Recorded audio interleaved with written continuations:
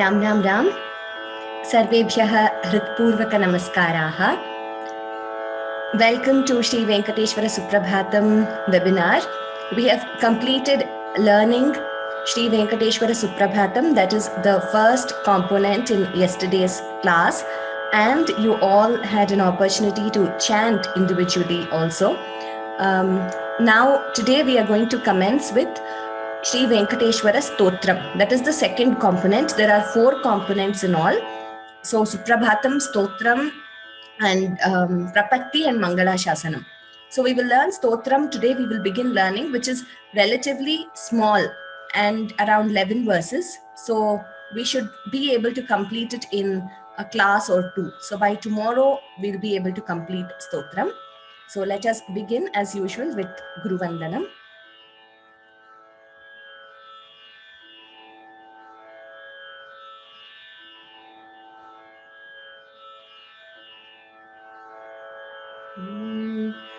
गुरुरेव गतिर्गुरुमेव भजे गुरुणैव सहास्मि नमो गुरवे न गुरोः परमं शिशुरस्मि गुरोः मतिरस्ति गुरौ मम पाहि गुरो. Let us begin with Stotram.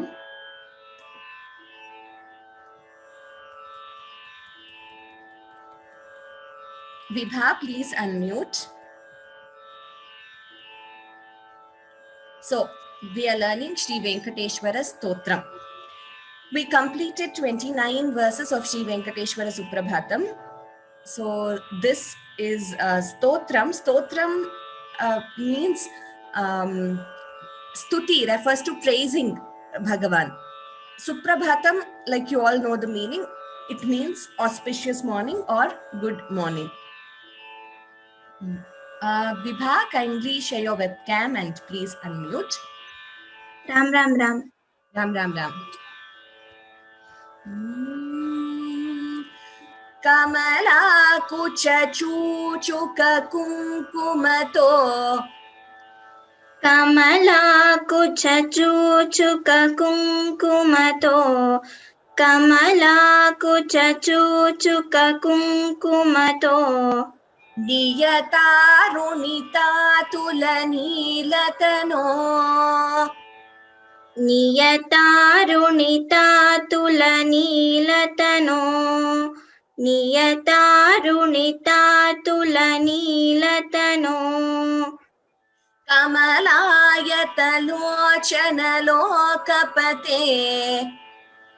Kamalayatalochana Kamalayatalochana Vijayi bhava venkatasailapate. Vijayi bhava venkatasailapate. Vijayi bhava venkatasailapate. Tamam. See, this is a very beautiful raga, different raga from different tune from what we learned in Suprabhatam. So each of the components, they have a different tune. Kamala kucha chuka kunkumato. So please note each letter. Kamala kucha chuka kunkumato. Niyatarunita tula nilatano. Kamalayata lochana lokapate. Vijayi bhava venkatasailapate. Bha is Mahaprana. So please repeat this. We will learn half verse at a time. Kamala kucha chuchuka kunkumato niyata runita tulanilatano. Kamala kucha chuchuka kunkumato niyata runita tulanilatano. Kamala kucha chuchuka kunkumato niyata runita tulanilatano. Kamalayatalochana lokapate vijayi bhava venkatasailapate. कमलायतलोचनलोकपते विजयी भव वेङ्कटशैलपते कमलायतलोचनलोकपते विजयी भव वेङ्कटशैलपते. Now the entire verse. Kamala kucha chuchuka kunkumato niyatarunita tulanilatano कमलायतलोचनलोकपते विजयी भव वेङ्कटशैलपते कमलाकुचूचुककुङ्कुमतो नियतारुणितातुलनीलतनो कमलायतलोचनलोकपते विजयी भव वेङ्कटशैलपते. Uttamam. Next one also. Vibha, today we will do two verses because they are small shlokas. So you can do 2 and next 2 will be by Shivani.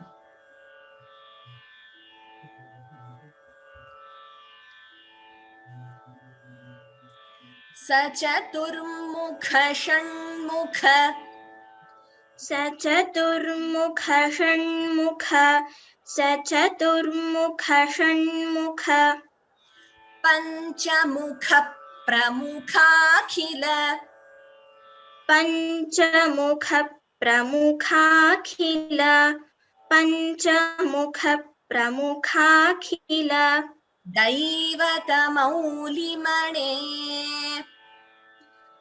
दैवतमौलिमणे दैवतमौलिमणे शरणागतवत्सलसारनिधे शरणागतवत्सलसारनिधे शरणागतवत्सलसारनिधे परिपालय मां वृषशैलपते परिपालय मां वृषशैलपते परिपालय मां वृषशैलपते. Okay, please note the Mahapranas, many Mahapranas in this verse. Sachaturmukha, Shanmukha, Panchamukha, Pramukhakhila, Daivata Maulimane, Sharanagata Vatsala, Saranidhe, Paripalayamam, Vrishashailapate. Here, these 2 lines, like you see, there is no gap, so there is no space in between, and there is a hyphen here. So the entire word is one Samastapadam. So the entire line the entire first half, 2 padas, they have to be chanted together. Sachaturmukha Shanmukha Panchamukha Pramukhakhila Daivata Maulimane. Here, there is a Dvitvam also. Mukha Pramukhakhila. Mukhapra. You see that stress before P, an extra P is heard. So Dvitvam. Panchamukha Pramukhakhila. Please note that pronunciation. Now we will do both lines together. Sachaturmukha Shanmukha Panchamukha Pramukhakhila Daivata Maulimane. सचतुर्मुख Shanmukha पञ्चमुख प्रमुखाखिल दैवतमौलिमणे सचतुर्मुख Shanmukha पञ्चमुख प्रमुखाखिल दैवतमौलिमणे शरणागत वत्सलसारनिधे परिपालय मां वृषशैलपते शरणागत वत्सलसारनिधे परिपालय मां वृषशैलपते शरणागत वत्सलसारनिधे परिपालय मां वृषशैलपते. Now the entire verse.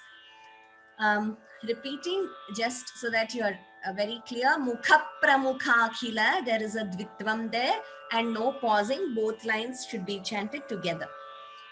Sachaturmukha shanmukha panchamukha pramukhākhila daivata maulimane शरणागत वत्सल सारनिधे परिपालय मां वृषशैलपते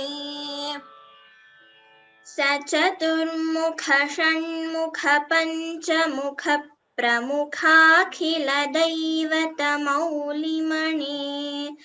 शरणागत वत्सल सारनिधे परिपालय मां वृषशैलपते उत्तमं विभा धन्यवादाः नेक्स्ट 2 verses शिवानी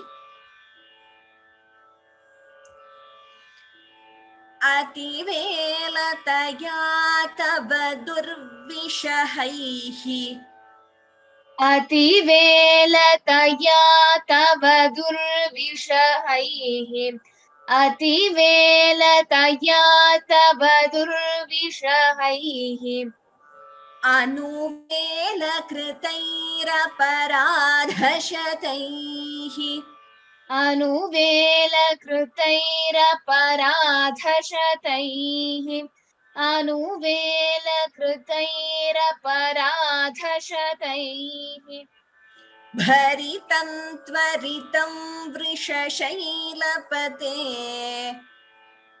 भरितं त्वरितं वृषशैलपते भरितं त्वरितं वृषशैलपते परया कृपया परिपाहि हरे परया कृपया परिपाहि हरे परया कृपया परिपाहि हरे Here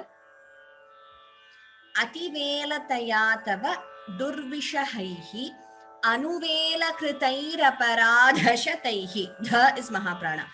So generally what we do is while chanting we do not split durvishahaihi. It is correct, it is not wrong to split as durvishahaihi, but we generally chant it as durvishahairanuvelakrithairaparadhashataihi. So instead of the visarga here a visarga is followed by a.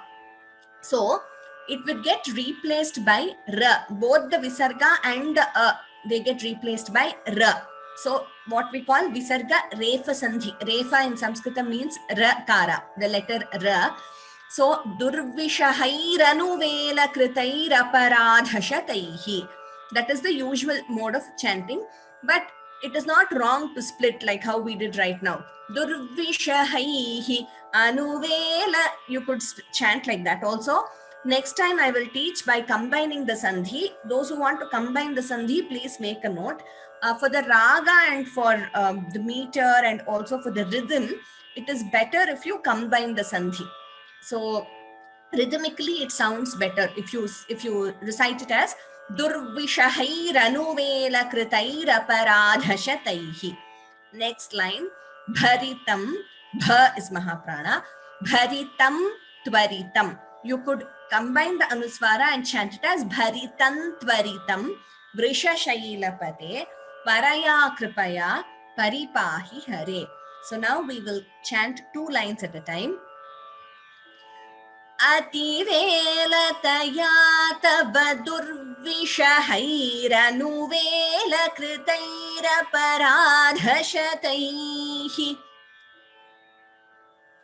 अतिवेलतया तव दुर्विषहैरनुवेलकृतैरपराधशतैः अतिवेलतया तव दुर्विषहैरनुवेलकृतैरपराधशतैः भरितं त्वरितं वृषशैलपते परया कृपया परिपाहि हरे भरितं त्वरितं वृषशैलपते परया कृपया परिपाहि हरे भरितं त्वरितं वृषशैलपते परया कृपया परिपाहि हरे.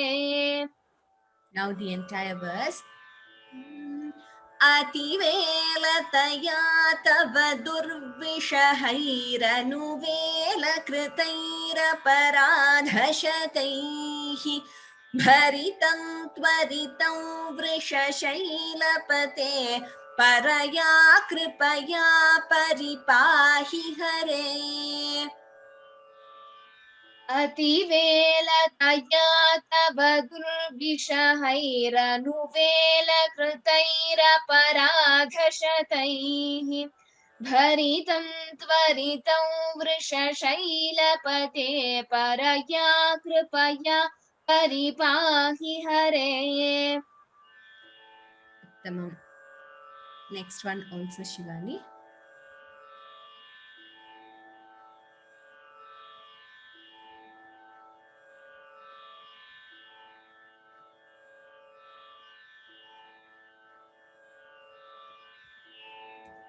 Yes, next.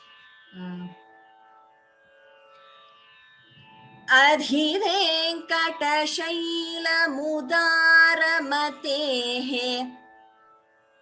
अधिवेङ्कटशैलमुदारमतेः अधिवेङ्कटशैलमुदारमतेः जनताभिमताधिकदानरतात् जनताभिमताधिकदानरतात् जनताभिमताधिकदानरतात् परदेवतया गदितान्निगमैः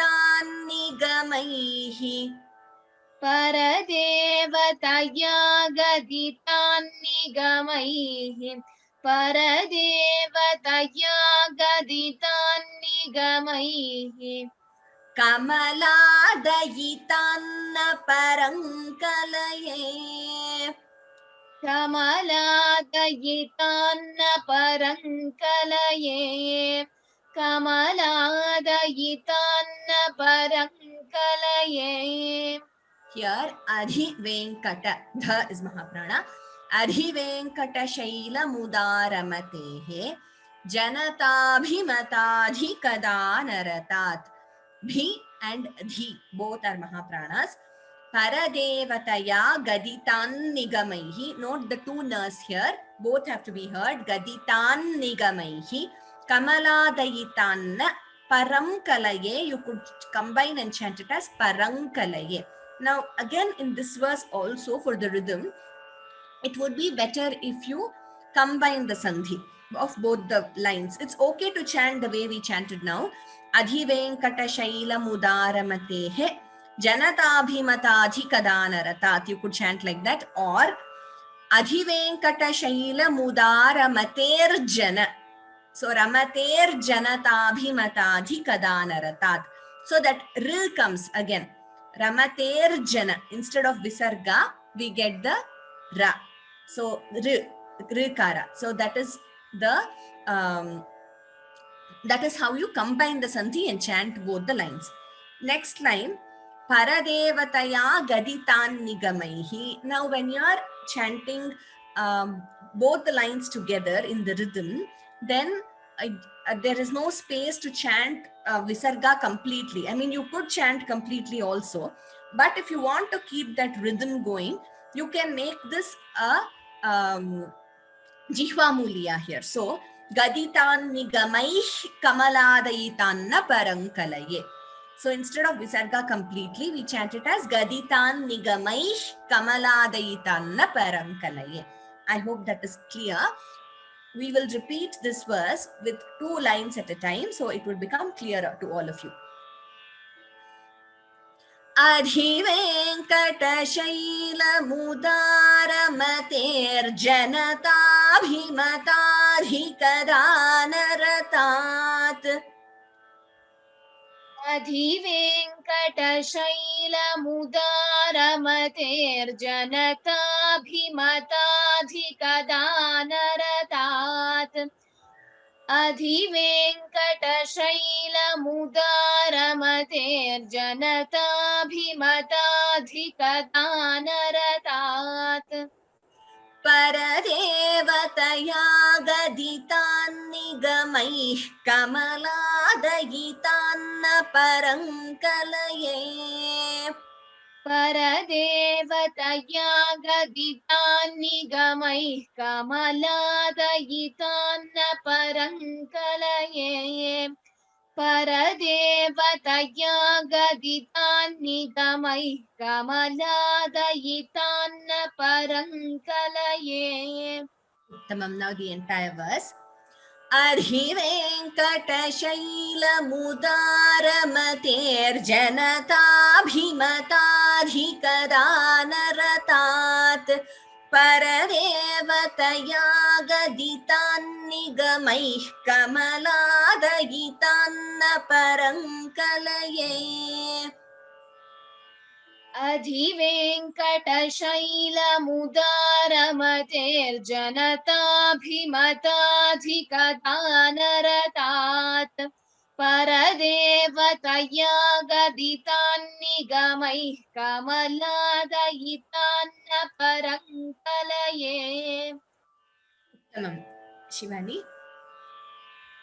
Like I said, for practice, you could split each sandhi, you could take a pause after each pada or after each quarter. But it is better once you get the rhythm to chant together. It sounds very good. Now, Vibha, next verse.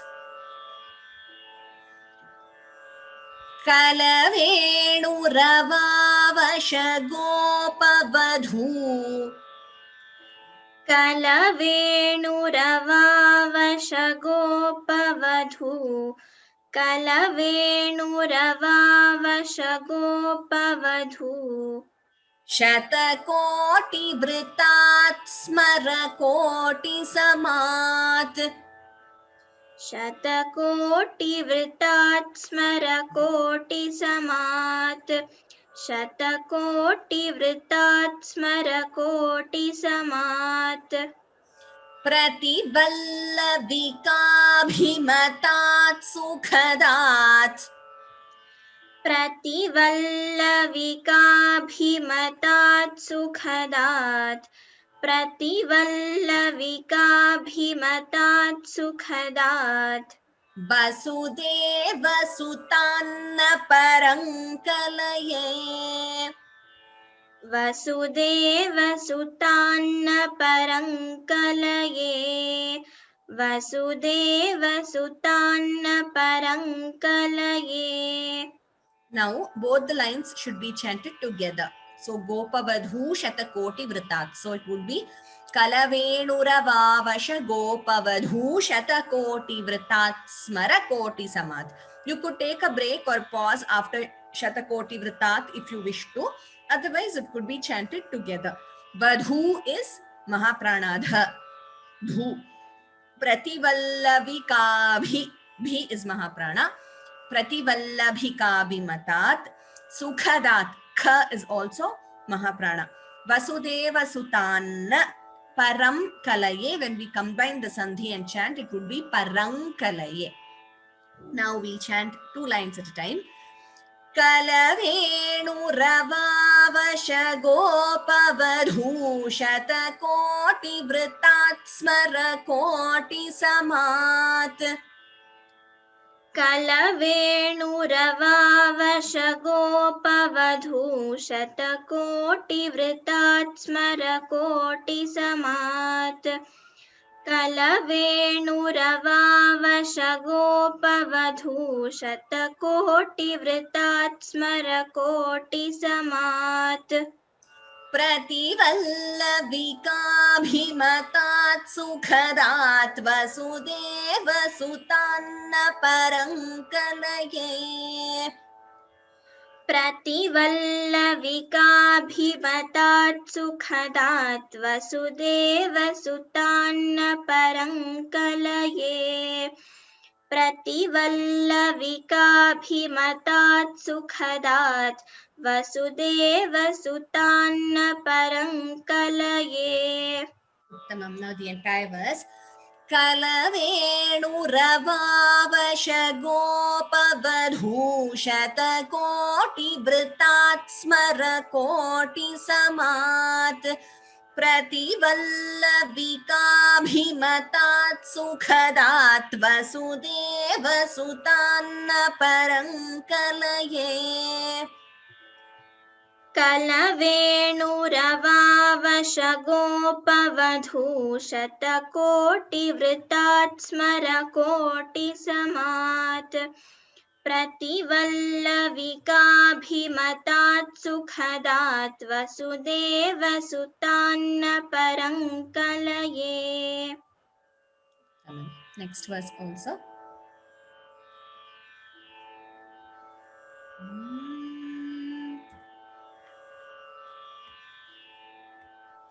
अभिराम गुणाकरदाशरथे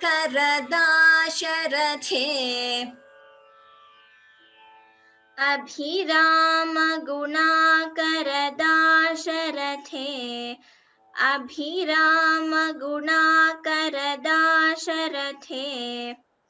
जगदेकधनुर्धर धीरमते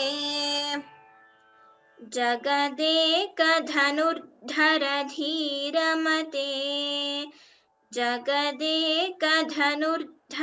धीरमते रघुनायक राम रमेश विभो रघुनायक राम रमेश विभो रघुनायक राम रमेश विभो वरदो भवदेव दया जलधे वरदो भवदेव दया जलधे वरदो भवदेव दया जलधे. So here, lot of Mahapranas in this verse. Abhirama Gunakara Bhi Dasharathe Jagadeka Dhanurdhara Dhiramate. So 3 dhas in the same line. Jagadeka Dhanurdhara Dhiramate. Raghunayaka Rama Ramesha Vibho. So here Ghu and Bho in the same line. Varado Bhava Bha Deva Daya Jaladhe. Dhe is Mahaprana. Now this is verses like this. It's a good practice for our Ghosha concept also. A gentle reminder to all of you what we learned about 2 classes ago. So the 4th letter of each Varga. So there we have the Ghosha concept while pronouncing. Gha, Jha, Dha, Dha and Bha. Now it is important because if you do not chant it with Ghosha, there is a tendency to be heard as some other letter. For example, let us take this. Raghunayaka. If you do not have that Ghosha there, it will be heard as Raghunayaka, like Kha. So that is the slight difference. Because unless you're very clear, similarly, here Dhiramate, unless we chant it as Dhi, Dha, with that extra effort, so maybe the way I can put it is there is more forceful exhalation when you have the Ghosha concept. So what you could all do is when you are practicing aloud, you can be aware and consciously practice each and every letter. So you will become aware as to what is, how you are exhaling when you are say chanting or when you are pronouncing a Mahaprana as opposed to an Alpa Prana. And also how the Ghosha letters sound different from the other Mahapranas. So all this, when you become aware yourself when you're chanting, you will be able to appreciate it better. So now one important thing I'm repeating is that unless we use Ghosha, Dhiramate, Raghunayaka, there is a tendency for it to be heard as some other letter, like Gha as Kha or Dhi as Thi. That is very common. Dhi is heard as Thi. Though it is a Mahaprana, it is not heard clearly as Dhi unless we apply this Ghosha. So now we will chant both lines together. Abhirama Gunakarada Sharathe Jagadeka Dhanurdhara Dhiramate अभिराम गुणाकर दाशरथे जगदेकधनुर्धर धीरमते अभिराम गुणाकर दाशरथे जगदेकधनुर्धर धीरमते रघुनायक राम रमेश विभो वरदो भवदेव दया जलधे रघुनायक राम रमेश विभो वरदो भवदेव दया जलधे रघुनायक राम रमेश विभो वरदो भवदेव दया जलधे. Right, now the entire verse together. So when you have such verses with multiple Mahapranas, you will realize how we need more breath control. If there are two lines without Mahapranas, it is relatively easier to just chant the lines together.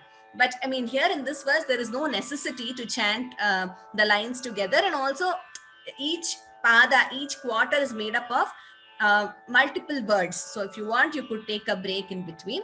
But I'm just saying how, if you're aware of your breathing and exhalation while chanting the verses, that would help you better in understanding the difference between pronunciation of Alpaprana, Mahaprana and Ghosha letters. अभिराम गुणाकर दाशरथे जगदेकधनुर्धर धीरमते रघुनायक राम रमेश विभो वरदो भवदेव दया जलधे अभिराम गुणाकर दाशरथे जगदेकधनुर्धर धीरमते रघुनायक राम रमेश विभो वरदो भवदेव दया जलधे. धन्यवादाः विभा. Next two verses by Shivani. अवनीतनया कमनीयकरम्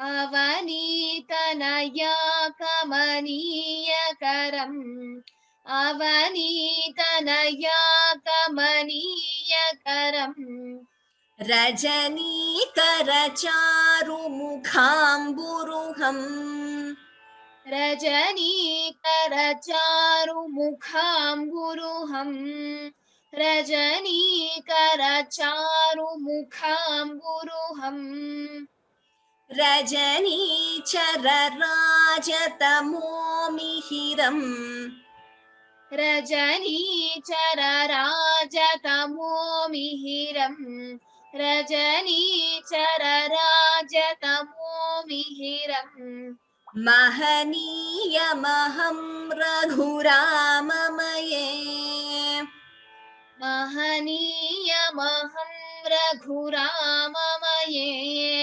महनीयमहं रघुराममये. So two Mahapranas here, Mukham Guruham, Raghuramamaye. So both Kha and Gha belong to the same Varga. Ka, Kha, Ga, Gha, Nga. So if you notice, there is a difference when we say Mukham Guruham, Raghuramamaye. If we do not use Ghosha for Gu, there is a tendency for it to be heard as Kha itself. That is the reason why we need to be aware and consciously use Ghosha. Mukham Guruham, Raghuramamaye. Otherwise, it is heard as Raghu, Kha. So that should be avoided. Now, the first line, the second line, and the third line, all are we do not have a pause in between. They are all one word. The first line, entire line is one word. Samastapadam, compound word. So, Avanitanaya kamaniyakaram, Rajanikaracharu mukhamburuham, Rajanichara rajata momihiram, Mahaniyamaham, Raghuramamaye. So first three lines, we cannot take a pause in between the line. The entire line has to be chanted at a stretch. Now we'll chant two lines together. अवनीतनया कमनीयकरं रजनीकरचारुमुखाम्बुरुहम् अवनीतनया कमनीयकरं रजनीकरचारुमुखाम्बुरुहम् अवनीतनया कमनीयकरं रजनीकरचारुमुखाम्बुरुहम् रजनीचरराजतमोमिहिरं महनीयमहं रघुराममये रजनीचरराजतमोमिहिरं महनीयमहं रघुराममये रजनीचरराजतमोमिहिरं महनीयमहं रघुराममये. Now the entire verse together. अवनीतनया कमनीयकरं रजनीकरचारुमुखाम्बुरुहम् रजनीचरराजतमोमिहिरं महनीयमहं रघुराममये अवनीतनया कमनीयकरं रजनीकरचारुमुखाम्बुरुहम् रजनीचरराजतमोमिहिरं महनीयमहं रघुराममये. Uttamam. This Suprabhatam has different meters, so which is why we have different tunes, and each tune is so appealing, and chanting this early in the morning, chanting aloud, is a very wonderful exercise if you experience it yourself. Especially, you know, they say breathing exercises on an empty stomach have a lot of benefits, so chanting also is a form of breathing exercise only, and with the tune it is a wonderful way to start the day, so mentally, physically, and that continues throughout the day. So let us go to the next verse. Sumukham suhridam सुमुखं सुहृदं सुमुखं सुहृदं sulabham sukhadam सुलभं सुखदं सुलभं सुखदं swanujan cha sukaya mamoghasaram स्वनुजं च सुखाय ममोघशरम् स्वनुजं च सुखाय ममोघशरम् apahaya raghudvahamanyamaham अपहाय रघुद्वहमन्यमहम् अपहाय रघुद्वहमन्यमहम् न कथञ्चन कञ्चन जातु भजे न कथञ्चन कञ्चन जातु भजे न कथञ्चन कञ्चन जातु भजे. So multiple Mahapranas. Sumukham, Suhridam, Sulabham, Sukhadam. So here Kha, Bha and Kha. So these, please note them clearly. Next line, Swanujam Cha. So Anuswara followed by Cha. We can also chant it as Swanujan Cha, combining the Sandhi. Sukaya Mamoghasharam. Gha is Mahaprana here. Apahaya Raghudvahamanyamaham. Gha, Bhu is Mahaprana.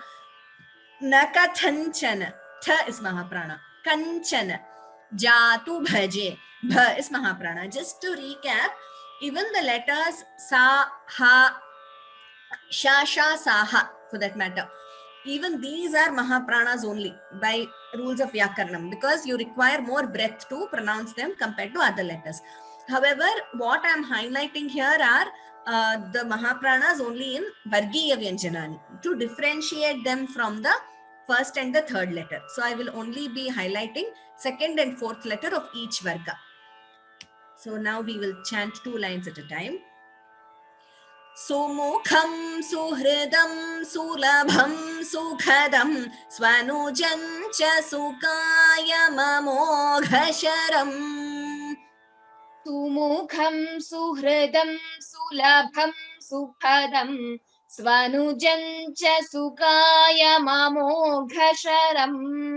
Sumukham suhridam sulabham sukhadam swanujam cha sukaya mamoghasharam.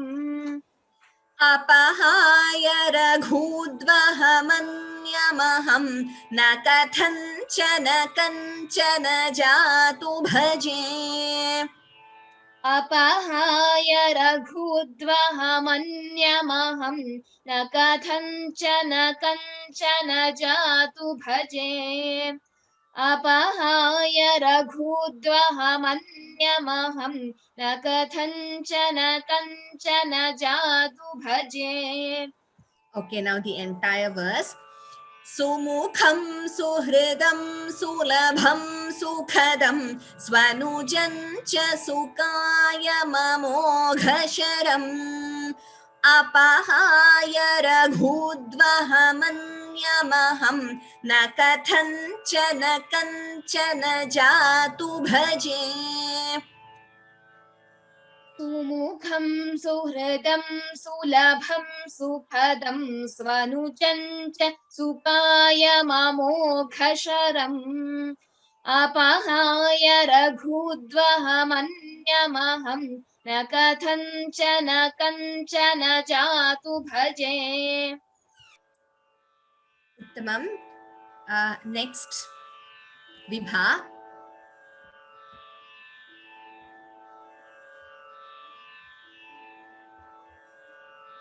Veena Venkatesham. Veena Venkatesham. Veena Venkatesham. Nanatho Nanathaha. Nanatho Nanathaha. Nanatho Nanathaha. Sada Venkatesham. Sada Venkatesham. Sada Venkatesham. Smarami Smarami. Smarami Smarami. Smarami Smarami. Hare Venkatesha.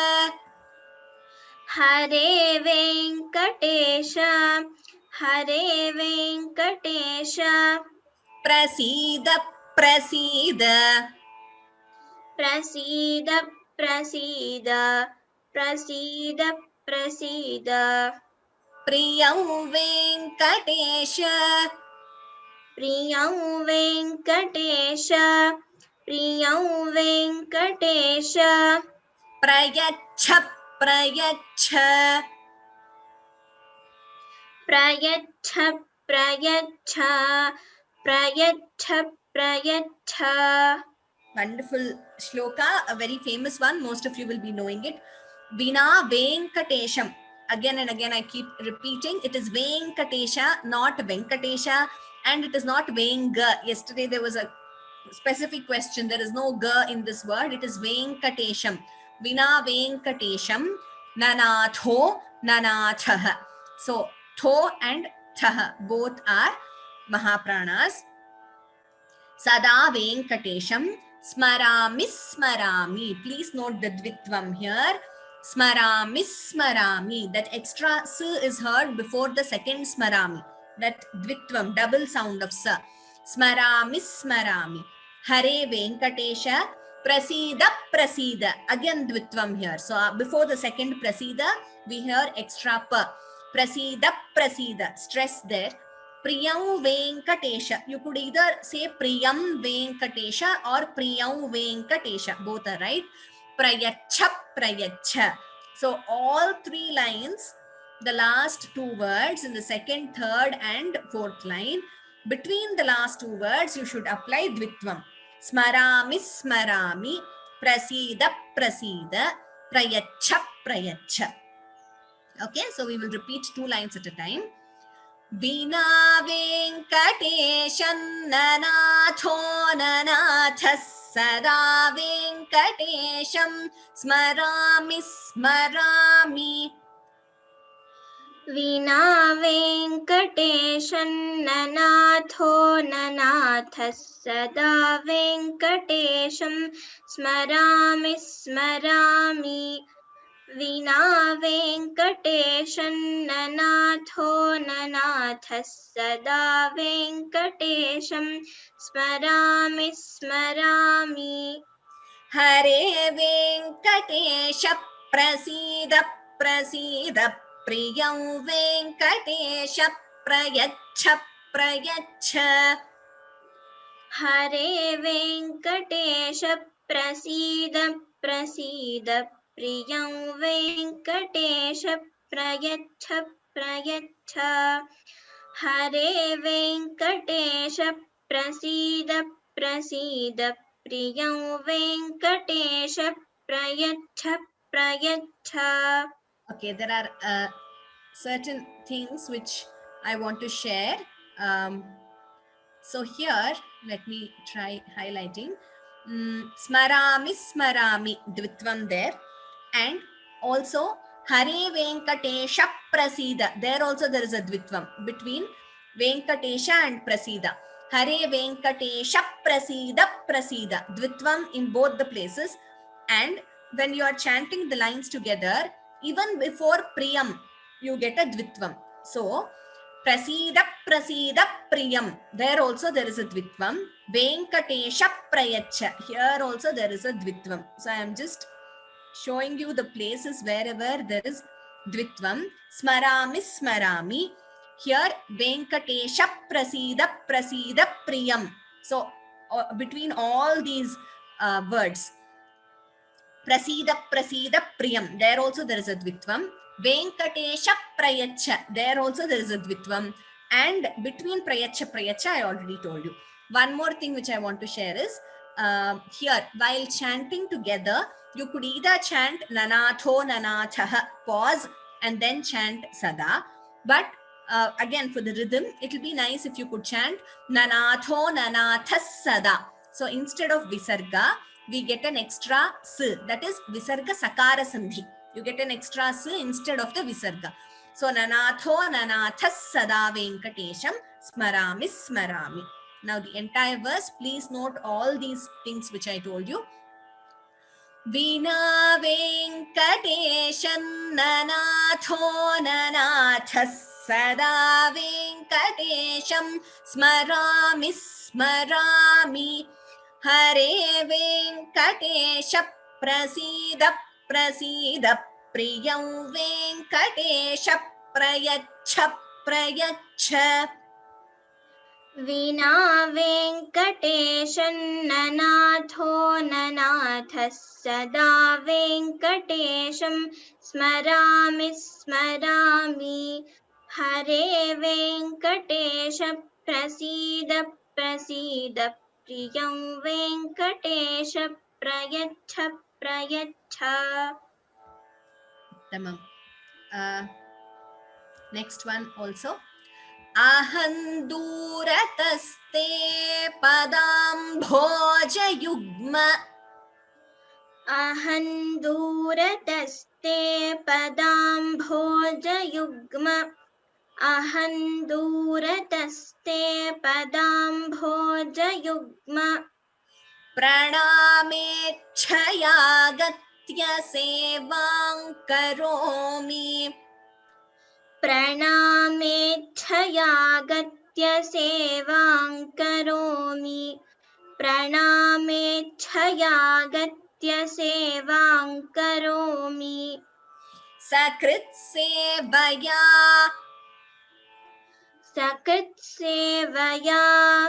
सकृत् सेवया नित्य सेवा फलं त्वम् नित्य सेवा फलं त्वम् नित्य सेवा फलं त्वम् प्रयच्छ प्रयच्छ प्रभो वेङ्कटेश प्रयच्छ प्रयच्छ प्रभो वेङ्कटेश प्रयच्छ प्रयच्छ प्रभो Venkatesha.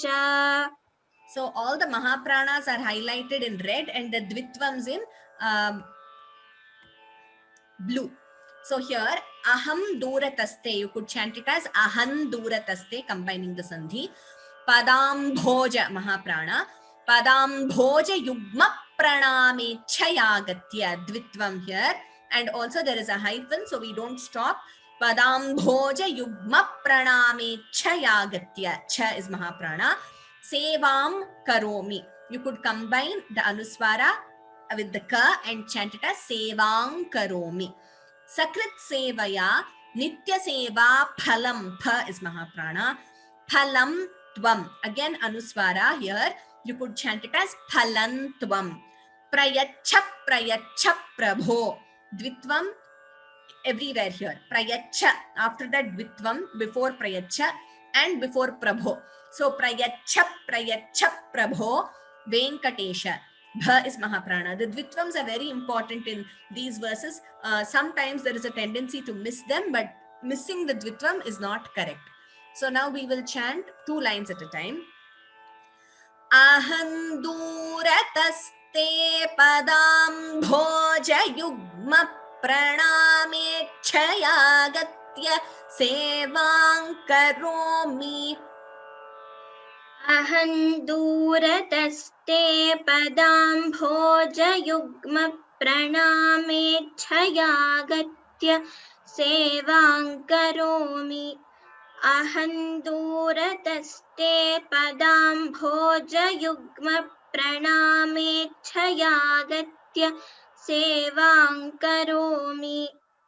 Sakrit sevaya nitya seva phalam tvam prayacha prayacha prabho venkatesha. सकृत् सेवया नित्य सेवा फलं त्वं प्रयच्छ प्रयच्छ प्रभो वेङ्कटेश. सकृत् सेवया नित्य सेवा फलं त्वं प्रयच्छ प्रयच्छ प्रभो Venkatesha. Uttamam. Now the entire verse. Aham durataste padam bhoja yugma praname chayagatya sevang karomi. Sakrit sevaya nitya seva phalam tvam prayacha prayacha prabho venkatesha. अहं दूरतस्ते पदां भोजयुग्म प्रणामेच्छया. We should not stop there, Vibha. We should not stop there. So, yugma pranamecha together. Once more. अहं दूरतस्ते पदां भोजयुग्म प्रणामेच्छयागत्य सेवां करोमि. सकृत् सेवया नित्य सेवा फलं त्वं प्रयच्छ प्रयच्छ प्रभो Venkatesha. We just have one small verse left in Stotram, so we will complete it. Shivani, it's a very small verse, so it won't take us long. Ajnanina maya doshan. Ajnanina maya doshan. Ajnanina maya doshan. Asheshan vihitan hare. Asheshan vihitan hare. Asheshan vihitan hare. Kshamasvatvam kshamasvatvam. Kshamasvatvam kshamasvatvam. Kshamasvatvam kshamasvatvam. Sheshashaila shikhamane. Sheshashaila shikhamane. Sheshashaila shikhamane. अज्ञानिना मया दोषान् अशेषान् विहितान् हरे क्षमस्वत्वं क्षमस्वत्वं द्वित्वं here क्षमस्वत्वं both times शेषशैल शिखामणि kha is mahaprana. Now we will chant 2 lines at a time. अज्ञानिना मया दोषान् शेषान् विहितान् हरे अज्ञानिना मया दोषान् अशेषान् विहितान् हरे अज्ञानिना मया दोषान् अशेषान् विहितान् हरे क्षमस्वत्वं क्षमस्वत्वं शेषशैलशिखामणे क्षमस्वत्वं क्षमस्वत्वं शेषशैलशिखामणे क्षमस्वत्वं क्षमस्वत्वं शेषशैलशिखामणे. You could chant it as doshan asheshan. N and a, it becomes a gunitaksharam. So doshan asheshan you can say together while chanting. Now the entire verse. Ajnanina maya doshan asheshan vihitan hare Kshamasvatvam kshamasvatvam shesha shaila shikhamane अज्ञानिना मया दोषान् शेषान् विहितान् हरे क्षमस्वत्वं क्षमस्वत्वं शेषशैलशिखामणे. So we have completed the entire stotram in one session. I will be repeating all the verses tomorrow because we don't have time right now and we have completed the entire stotram. So in tomorrow's class, I will repeat the entire stotram.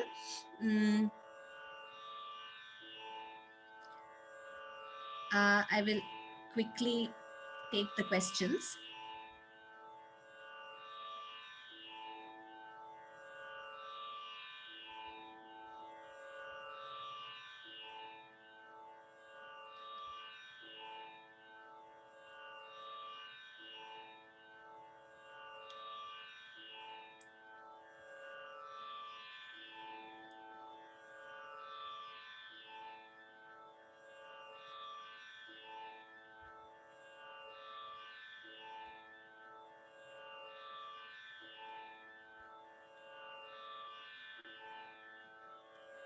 Balaji Mahodaya, why are we chanting last word? I don't understand the question. Sorry, please send me an email.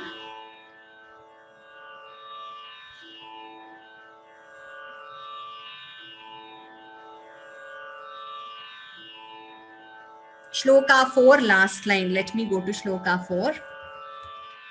Kamaladayitanna parankalaye. Like I said, it is either you could say paramkalaye, complete visarga, or parankalaye. Both are fine.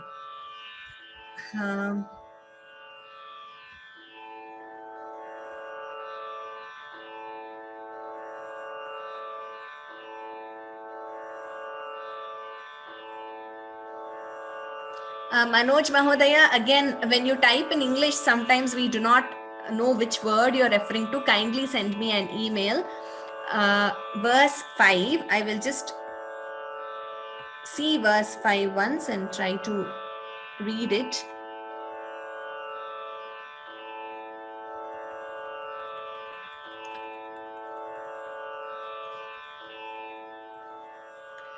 कलवेणुरवावश गोपवधू शतकोटिवृतात् स्मर कोटिसमात् प्रतिवल्लविकाभिमतात् सुखदात्. Samat, why are we elongating? Because ma is a dirgha. There is no ma. Samat we are elongating because ma is a dirgha. And Prativallavikaabhimatat sukhadat. It's the same. Ma, ta, da. Here, all three places, it is the same dirgha. There is no short or long there. Probably you feel that Prativallavikaabhimatat, you might be hearing it a little shorter because it's in between the pada. So based on the raga, maybe you're hearing that, but there is no difference in pronunciation. Smara koti samat. Here, next line, Prativallavikaabhimatat, Sukhadat, all are, wherever there is Dirgha Hrasva, it is the same Matra Kala, the same time we take. There is no difference.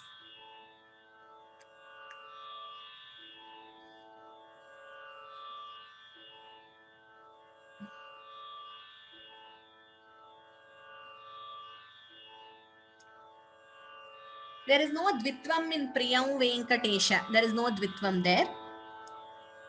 Venkatesha Prasida Prasida. Yes, there is a Dvitvam there. I clarified that. Ninth shloka, can we not chant the me of Smarami? We are chanting Smarami. We are chanting me everywhere. Wherever there is, we are not omitting any letters. Smarami, we chant it as Smarami itself. Okay, is it Tvam or Tvam? Both are there in Sanskritam. Tvam means you, that is Prathama Vibhaktihi. Tvam would be Dvitiya Vibhaktihi. Both are there. So it depends on the context and the usage, which Vibhakti, which case you are using. It depends on that.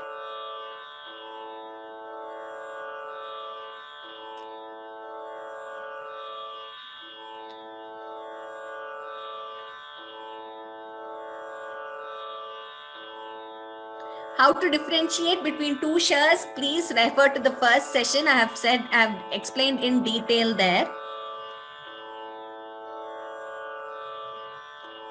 There is no sync in sound. Kshamasvatvam, Kshamasvatvam. There is no sync in sound.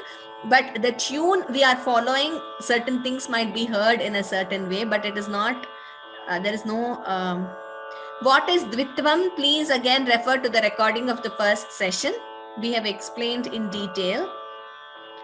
Sha differentiation also has been explained in detail in the first session. Please go back to the first session and listen to the recording.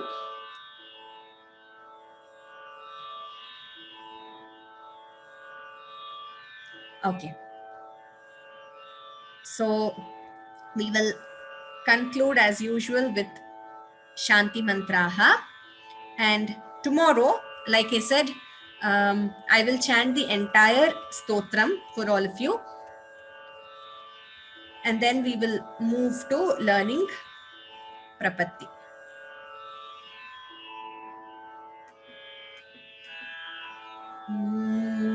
Sarve bhavantu sukhinah, sarve santu niramayah, sarve bhadrani pashyantu, ma kaschid dukkha bhag bhavet. Om Shanti Shanti Shanti. Sarvebhyah dhanyavadaha. Thank you all for attending, and thank you to our panelists. We will meet tomorrow at the same time, 5:45 a.m. IST. Dhanyavadaha.